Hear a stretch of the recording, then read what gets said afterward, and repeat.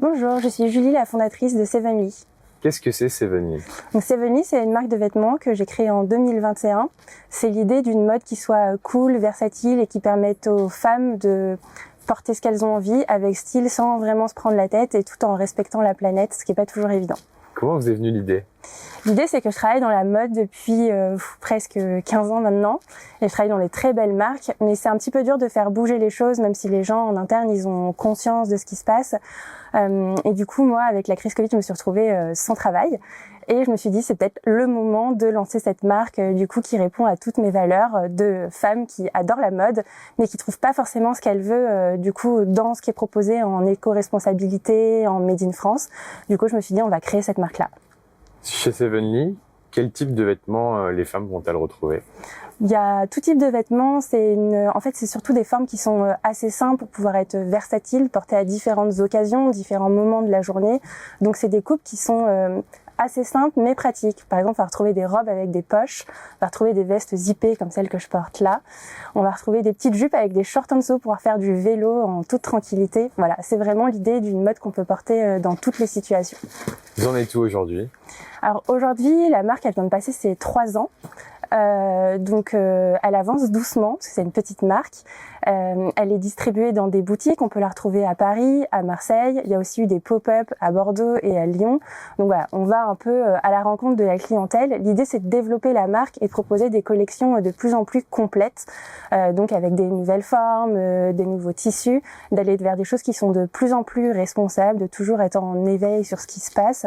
Du coup, je dirais que le développement c'est de faire connaître la marque, développer sa notoriété et développer sa distribution pour aller plus vers les clientes. Quels sont justement vos objectifs sur les années à venir?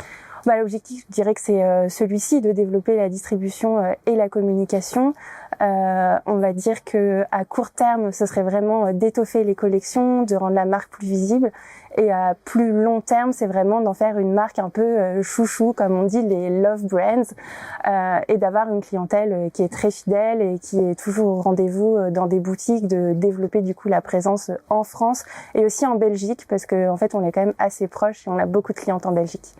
Pour chaque vêtement créé, comment se déroule la fabrication du vêtement? De l'achat du tissu jusqu'à la mise en vente? Ok, alors je dirais que même avant l'achat du tissu, il y a la réflexion de ce qu'on a envie de faire. Donc moi, ça part vraiment de mes envies personnelles, de ce que je peux voir aussi un petit peu dans les tendances quand même. J'essaye d'être pas sur les micro-tendances, mais sur des tendances plutôt de fond, genre sur une couleur très phare, sur des envies, on va dire, de société. Et après, je vais faire un petit gribouillis. Je vais aussi trouver des pièces peut-être dans mon dressing ou dans des magasins qui ressemblent un petit peu à ce que j'ai en tête. Et je vais venir ici à l'atelier, en discuter avec du coup l'équipe de modélistes. Et c'est à ce moment-là qu'elles vont mettre sur papier, faire un prototype de ce que j'ai imaginé. On va faire une première toile. Donc c'est un produit qui est monté en toile de coton qu'on va essayer. Et en fait, on va vraiment s'assurer que tout est OK en termes de proportion. Forcément, c'est pas le tissu définitif. Donc après, on va faire un prototype dans le tissu définitif où il y aura sûrement encore quelques ajustements. Et une fois que celui-là, il est OK, on dit que c'est OK production. Et à partir de là, on peut lancer une production. Et après, c'est produit en petite série, ici à l'atelier à Paris. Et ce qui permet d'avoir des petits stocks aussi et de pouvoir s'adapter, s'ajuster. Toute la production est Made in France? Toute la production est faite ici à Paris, donc plein cœur de Paris. Ça permet d'être vraiment proche, parce que moi je suis à 15 minutes en vélo de l'atelier, donc ça permet une certaine réactivité. Pourquoi avoir fait le choix du Made in France? C'est un choix qui est complexe. C'est déjà de vouloir être proche, parce que quand on se lance toute seule sa marque, en fait c'est assez rassurant que ce soit proche. C'est une question aussi de praticité, parce que moi je viens en 15 minutes, donc je peux répondre assez rapidement aux questions de l'atelier. Et puis c'est un choix qui est écologique. En termes, on veut consommer des choses qui sont faites à proximité. Là, pour le coup, on peut pas être plus à proximité. Du coup, ça réduit les transports, donc ça réduit les émissions qu'elles allaient se faire liées à la production des vêtements. Mais c'est aussi un choix qui est économique, parce que du coup, ça fait travailler les gens qui sont dans le pays. Et il y a un choix aussi qui est éthique, parce que ici il y a rien à cacher. Moi, je viens quand je veux, donc ça permet ça. Et ça permet aussi de garantir le code du travail français aux gens qui produisent les vêtements, Et c'est un regard, ça veut pas dire que c'est pas bien ailleurs, il y a des très beaux made in partout dans le monde, mais ça permet du coup de gagner en transparence sur ces éléments-là. Comment réaliser des vêtements responsables, éthiques et à un prix juste? Alors ça, c'est le gros, c'était vraiment l'ambition, c'est de montrer qu'on peut s'affranchir des codes bleu, blanc, lin, très cher et un petit peu ennuyeux de la mode éco-responsable française qu'on pouvait voir il y a 5-10 ans. L'idée du coup, c'est d'aller sur des beaux matériaux qui soient éco-responsables et de travailler sur des formes simples parce que du coup en termes de production, de façon, de fabrication, on va pas mettre des petits détails dans tous les coins, donc ça permet quand même de maîtriser son coût. Et puis après il faut se dire qu'on n'est pas une grande marque qui fait de la pub à tout va, etc. Dans beaucoup d'entreprises on paye la pub. Et là, l'idée, c'est que la cliente, elle paye avant tout son produit. Donc, on établit un prix juste sur lequel on vient pas faire des démarques à 40% tous les 4 matins. Mais on dit, voilà, au lieu que la veste, elle soit à 250 €, elle est à 160 €.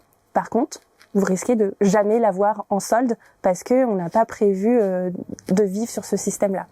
Donc, c'est beaucoup ça. Comment vous démarquez-vous de la concurrence? Je dirais que c'est un ensemble de valeurs. Déjà, c'est un peu rare les marques qui sont et made in France et éco-responsables et tendance. C'est voilà, tout un ensemble. Et je dirais que ce qui différencie vraiment Sevenly, c'est vraiment la versatilité des vêtements et les petits détails pratiques. Plus cette association des deux valeurs éco-responsable et fabrication française. Voilà, c'est un ensemble qui fait que la cliente, elle va venir trouver vraiment, peut-être répondre à toutes ces problématiques, une typologie de cliente bien évidemment, qui va venir trouver tous les points qu'elle recherchait dans un vêtement. Et en plus, comme ça coûte moins que 2 fois le prix qu'elle aurait payé dans certaines enseignes plutôt fast fashion, elle va se dire ok, pourquoi pas. Et c'est vrai que j'ai 50% des clientes qui viennent coup de cœur sur le produit avant même de savoir qu'il est éco-responsable ou fabriqué en France. Et il y en a d'autres, ça va être la clé d'entrée et elles vont dire ah, c'est trop bien, ça correspond à mes valeurs et en plus c'est cool. Donc voilà, il y a 2 portes d'entrée qui sont un peu différentes. Et au-delà de ça, moi j'ai envie d'expliquer aux gens ce qu'ils achètent, pourquoi c'est bien, etc. Donc il y a aussi une partie un peu éducation sans vouloir trop aller dessus. Mais c'est vrai que si on va sur le site de Sevenly, il y a quand même une partie blog où j'explique des choses. Et pour moi c'est primordial de pas juste vendre des vêtements.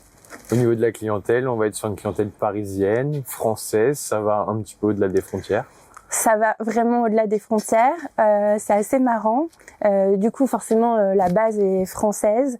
Même tout à l'heure, on l'a vu dans une question avant, il y a pas mal de clientes en Belgique. C'est un marché, la Belgique, est assez intéressant parce que les gens sont assez sensibles à l'éco-responsabilité. Il y a les influences des pays nordiques qui ressentent beaucoup plus que nous, donc du coup ils vont plus chercher ce type de produit. Et après c'est une marque qui s'exporte, donc le plus loin qu'elle a été vendue c'est en Nouvelle-Zélande. Une cliente qui était passée dans la boutique à Paris et qui finalement a craqué 24 heures plus tard et m'a demandé de lui envoyer une veste. Voilà, il y a beaucoup de clients étrangers et surtout américains parce qu'on est distribué dans une boutique à Montmartre. Et en fait, ils passent et puis finalement après ils recommandent via le site parce qu'ils sont très friands de ce type de produit.